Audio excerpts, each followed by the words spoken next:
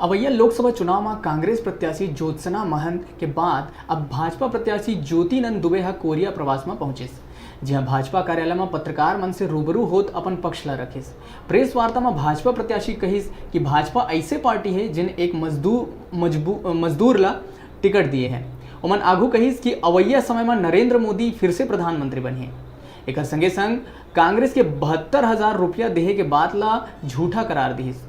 Korea ले digital reporter Sanjay Gupta की report.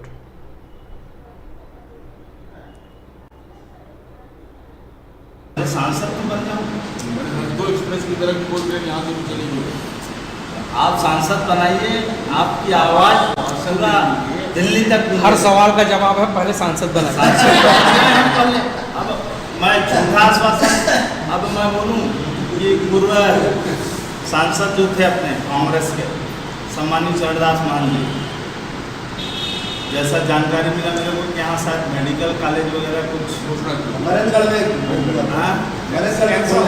ऐसा कुछ मेडिकल कॉलेज की घोषणा हुई थी। कांग्रेस का आरोप है कि भाजपा जमीन नहीं दे पाई।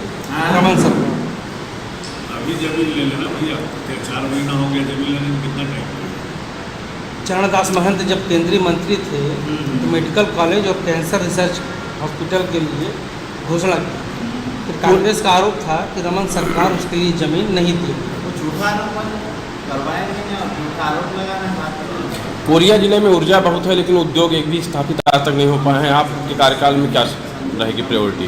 कोरिया के लिए जो अच्छा होगा उससे अच्छा करने का प्रयास करेंगे कोरिया।